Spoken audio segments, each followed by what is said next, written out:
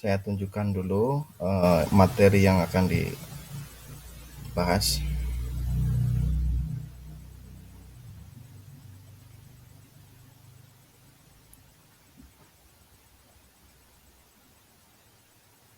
Ya. Bismillah, alhamdulillah, wassalatu wassalamu ala rasulillah wa ala alihi wa sahbihi wa man wala amma ba'du. Hari ini kita akan membahas tentang al-hajr dan juga suluh. Ya. Al-hajr itu artinya membekukan muamalah. Ya, membekukan muamalah. Artinya apa? Seseorang dengan sifat-sifat yang akan disebutkan nanti, ada 6 sifat, itu muamalahnya dibekukan atau dilarang. Pelarangan itu ada kalanya untuk kemaslahatan dirinya sendiri atau ada kalanya untuk kemaslahatan orang lain. Saya mulai ya. Ahkamul hajri, hukum-hukum membekukan muamalah. Hukum-hukum membekukan muamalah. Al-hajru membekukan muamalah ala sitatin itu atas 6 orang. Itu atas 6 orang. As-sobiyi yaitu anak kecil. As-sobiyi yaitu anak kecil. Wal majnuni dan orang gila. Wasafihi dan orang ya yang akalnya kurang ya. Ya mungkin idiot bahasa yang bisa kita kenal. Jadi ini secara akal orangnya kurang. Idiot atau apa.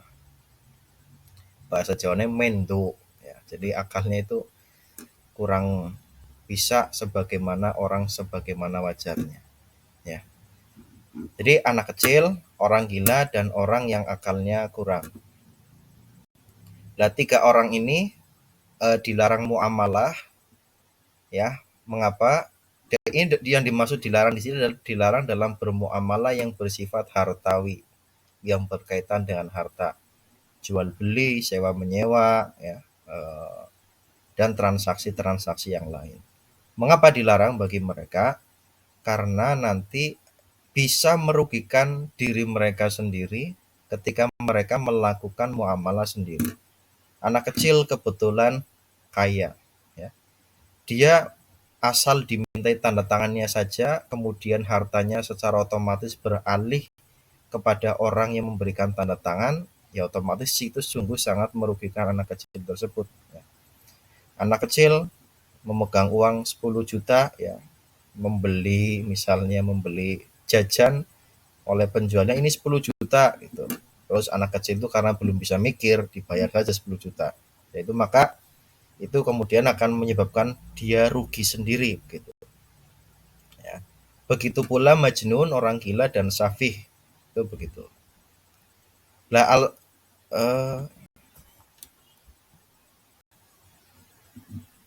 al-safi itu ada penjelasannya ya. Al-safi tadi orangnya akalnya kurang itu al-mubadziri yang menyia-nyiakan al-mubadziri yang menyia-nyiakan lima lihi hartanya. Orang yang akalnya kurang maka dia akan bisa menyia-nyiakan hartanya. Nah terus yang 3 yang di belakang ini mereka dicegah sebab kalau mereka tidak dicegah muamalahnya itu bisa merugikan orang lain, orang-orang yang berkaitan dengan dia ya. Mari kita simak. Wal muflisi dan orang yang bangkrut. Muflis itu adalah orang yang bangkrut. Alladzi irtakabathu yang melilitnya ya, yang melilitnya aduyunu hutang-hutang. Jadi muflis itu adalah orang yang terlilit hutang. Jadi harta-hartanya itu tidak bisa untuk melunasi atau hartanya bisa dikatakan habis untuk nilainya untuk melunasi hutang kepada orang lain. Nah, siapa yang membekukan muamalah seorang muflis adalah otoritas. Otoritas hakim ya, atau apa yang memiliki otoritas. Jadi orang tersebut ini hartanya dibekukan guna melunasi hutangnya kepada orang lain. Dia tidak boleh mempergunakan hartanya untuk melakukan transaksi muamalah. Ya, karena nanti kalau itu digunakan lagi, maka akan merugikan orang yang menghutanginya. Terus wal maridu dan orang yang sakit. Orang yang sakit di sini maksudnya orang yang sakit yang hampir meninggal. Ya, orang sakit yang hampir meninggal. Bukan asal sakit, sakit pilek, sakit pusing kepalanya itu bukan, tapi sakit yang sembuhnya itu sudah tidak diharapkan gitu. Yang berarti kalau dia sakit berarti nanti ketika dia meninggal ada hukum waris yang harus dijalankan ya. Jadi waris itu adalah hukum yang dijalankan setelah pemilik harta itu meninggal. Kalau hartanya dibagi sebelum meninggal berarti itu bukan warisan. Itu pemberian atau hibah. Ya. Lah mereka dilarang dalam apa orang sakit itu? Fima dalam harta. Fima dalam harta. Zada yang melebihi. Ala solusi sepertiga. Harta yang melebihi sepertiga. Ya. Ada orang kaya, ya. Ada orang kaya, kemudian dia akan meninggal karena sakit. Dia tidak boleh mentasarufkan hartanya melebihi sepertiga. Dalam suatu hadis dikatakan ada seseorang ingin mewakafkan atau mensodakokan hartanya semuanya. Oleh Rasulullah dilarang. Terus kemudian menawar kalau setengah boleh apa tidak. Tidak boleh oleh Rasulullah. Kalau setengah baru diperbolehkan. Kalau sepertiga itu baru diperbolehkan oleh Rasulullah. Mengapa demikian? Di sini Rasulullah itu mempertimbangkan hak-hak ahli waris. Bayangkan kalau orang kaya raya, kemudian hartanya semuanya diinfakkan atau semuanya diwakafkan, nanti anak turunnya itu tidak bisa hidup dengan senyaman sebelumnya. Padahal dia sebenarnya dalam aturan Islam dia memiliki hak atas harta setelah orang tuanya meninggal. Maka agama di sini memberi jalan tengah. Bagaimana agar anaknya itu tidak terjerat kemiskinan dan orang tuanya boleh pula untuk sodako sebagai bekal dia untuk akhirat. Maka agama membatasi sepertiga, ya maksimal sepertiga.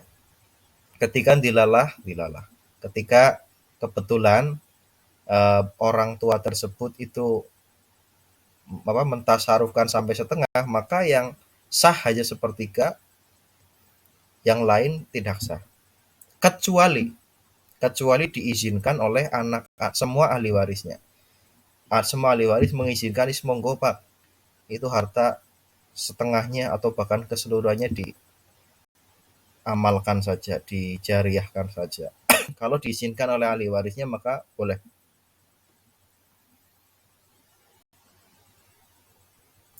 Nah, ini Ardianto.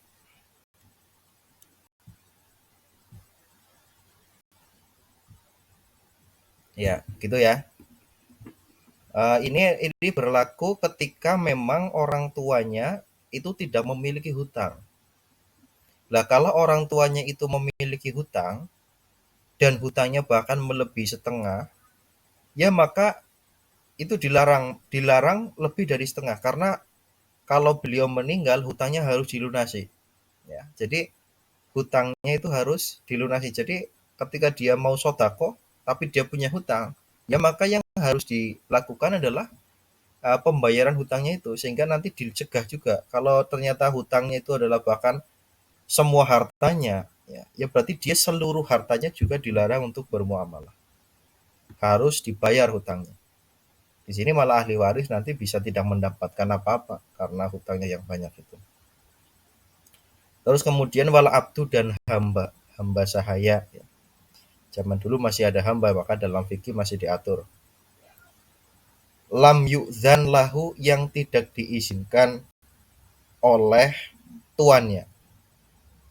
Yang tidak diizinkan oleh tuannya. Fitijaroti, dalam berdagang. Fitijaroti, dalam berdagang. Nah, hamba itu adalah kekuasaan dari tuannya. Maka dia tidak boleh muamalah, dia tidak merdeka, dia tidak independen atas dirinya sendiri. Ya. Dia harus melakukan apa-apa harus berdasarkan izin dari tuannya. Terus watasorufu sobiyi, tasarufnya atau pengelolaan harta seorang anak kecil, ya, anak kecil, wal majnuni, dan orang gila,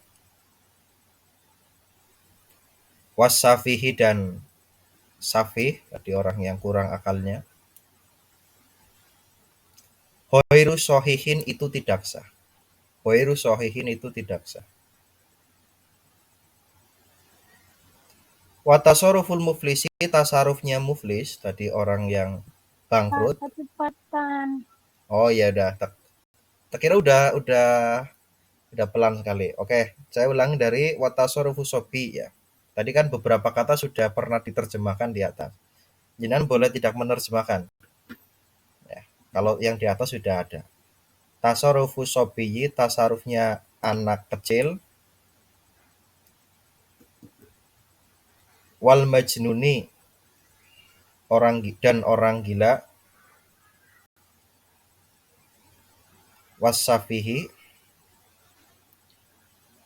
dan orang yang kurang akalnya.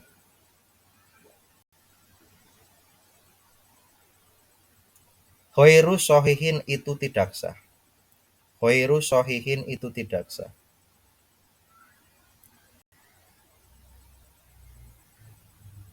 Watasaruful muflisi, tasarufnya orang yang bangkrut.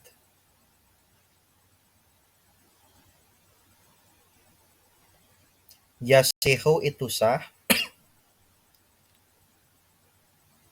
Fi zimmatihi, dalam tanggungannya. Orang tadi anak kecil dan dua temannya itu tasarufnya sama sekali tidak sah. Kecuali dalam hal-hal kecil. Misalnya anak kecil membeli jajannya sendiri ya dengan uang sakunya, itu boleh. Ya, boleh. Karena apa? Karena kalau semuanya dilarang, maka nanti akan menyebabkan kesulitan. Ya, sedangkan dalam agama itu adalah al-masyaqqatu tajribu at-taisir. Kesulitan itu menarik kemudahan. Ketika semua muamalahnya harus diawasi oleh orang tuanya, ya maka itu sungguh akan menyulitkan orang tua. Maka dalam tasawuf yang tasawuf yang kecil-kecil seperti dia membeli jajan sendiri, membeli makanan yang kecil-kecil ya, sesuai dengan uang sakunya yang tidak banyak, maka itu boleh-boleh saja. Tapi dia menjual motor ya itu tidak boleh. Ya. Terus tasarufnya muflis, orang yang bangkrut, itu hanya sah dalam tanggungannya. Duna a'yani malihi, bukan eh, entitas dari barangnya, dari hartanya, bukan entitas dari hartanya. Artinya apa? Harta yang telah dibekukan oleh otoritas itu tidak boleh dipergunakan. Dia boleh bermuamalah, tetapi dengan catatan bermuamalah dalam tanggungannya. Artinya dia hutang lagi.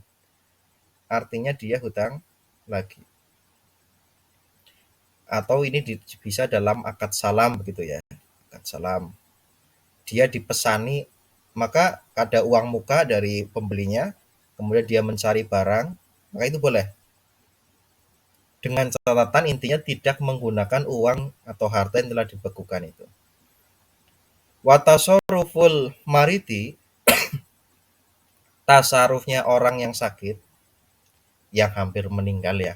Jadi tidak asal sakit, tapi yang sakit yang hampir meninggal itu.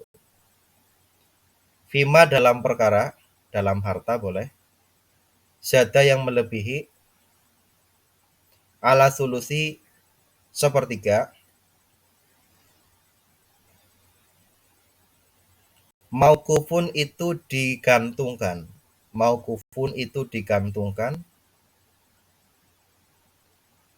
ala ijazatil warosati pada pembolehan para ahli waris. Pada pembolehan setelah ahli waris. Mimba'dihi setelah matinya marid. Mimba'dihi setelah matinya marid.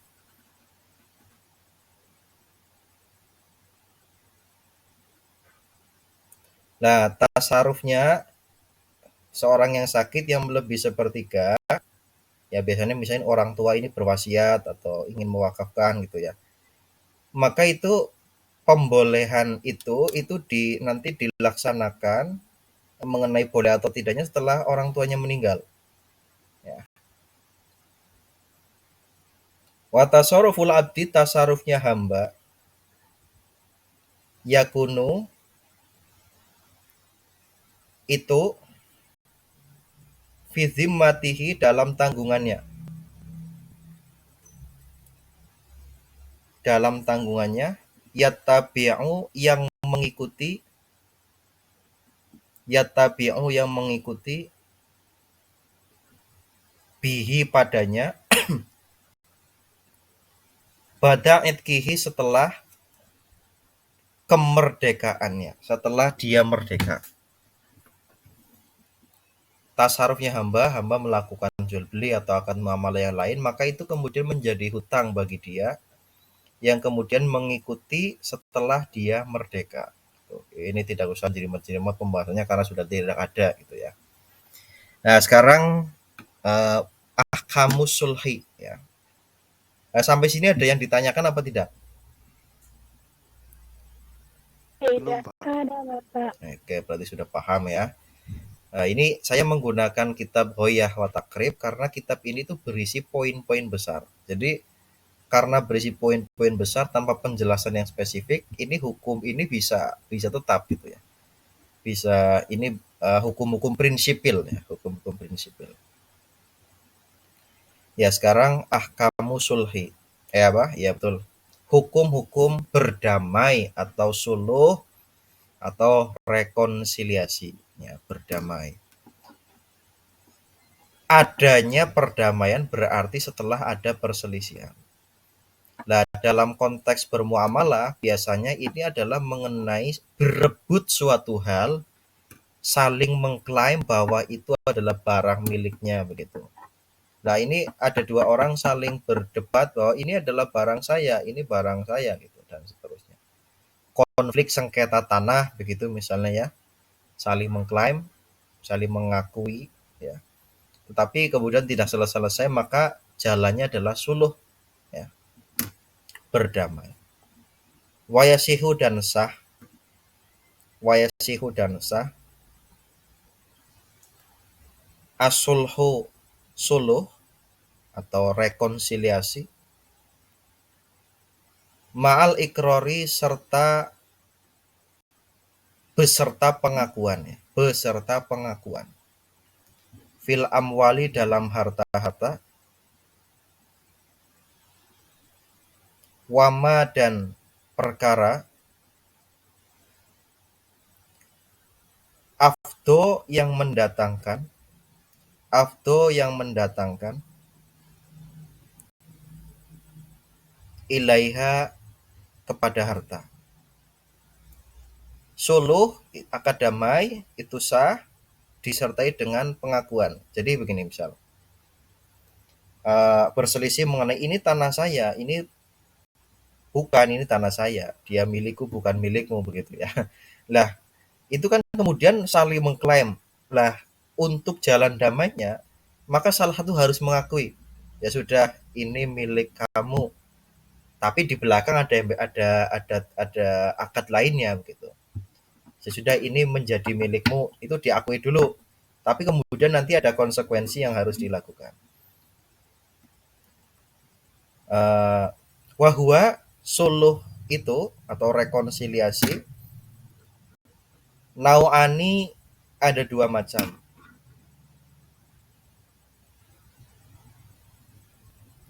Ibro'un yaitu membebaskan.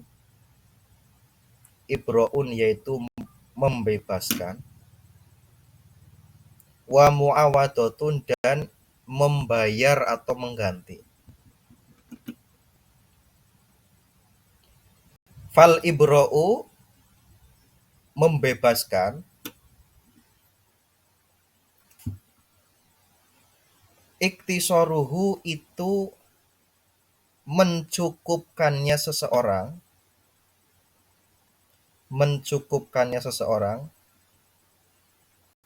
min hakihi dari haknya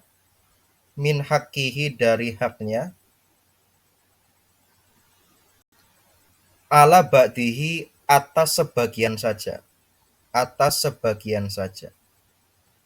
Lah ibro itu misalnya ada konflik tanah ya, tanah, dua orang saling mengklaim, satu mengatakan ini warisan dari orang tuanya, satu memegang surat tanah gitu, tidak selesai. Akhirnya salah satu mengalah, oke di jalan damai saja, oke bahwa kita bagi dua saja, ini setengah adalah tanah saya, setengah adalah tanah milikmu, jadi dibagi dua akhirnya ya, itu namanya ibro. Jadi seseorang membebaskan sebagian harta yang sebenarnya dia klaim, tapi kemudian sebagian dibebaskan kepada orang lain yang mengklaim juga. Terus kemudian wala yajuzu dan tidak boleh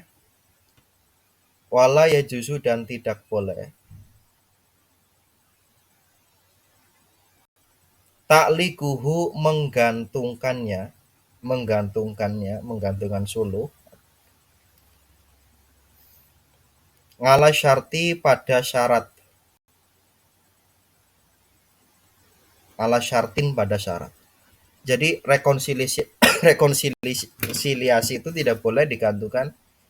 Misalnya begini, oke ini saya mengakui tanah ini setengah saja, setengah itu menjadi milikmu, tapi ya nanti bulan depan kalau anak saya sudah pulang membawa uang, atau kalau anak saya telah lahir, misalnya kalau datang bulan depan gitu, kalau sudah musim hujan, nah itu disyaratkan ada kalau itu tidak boleh. Intinya ya sudah disepakati saja setengah-setengah itu, atau beberapa bagian, bisa 2/3 dan setengah juga mungkin bisa saja. Intinya di sebagian untuk dia, sebagian untuk yang mengklaim yang lain. Kemudian wal muawadatu dan tadi apa? Mengganti atau membayar nguduluhu itu beralihnya seseorang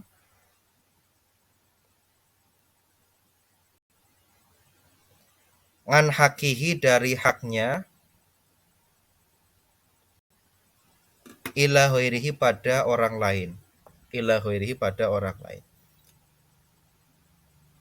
Wayajsi dan mencukupi yajri ya, maaf tidak, tulisannya kecil.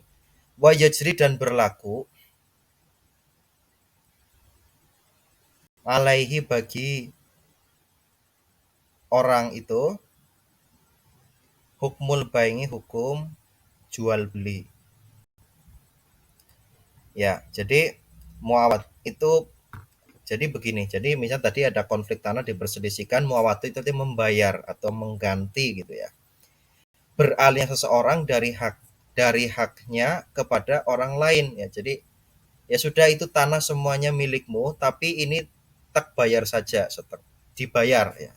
Dibayar tentu saja dengan harga yang disepakati. Ya, dibayar. Karena berselisih terus akhirnya saling klaim, akhirnya dibayar dengan harga yang disepakati. Kalau dengan model membayar seperti ini maka berlaku hukum jual beli.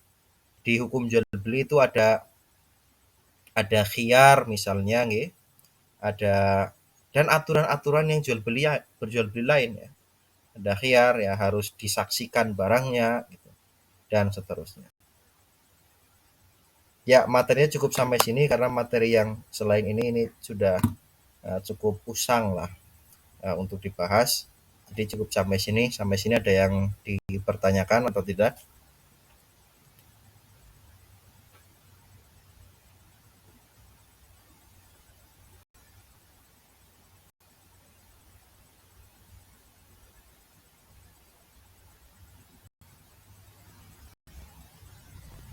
Tidak ada yang ditanyakan?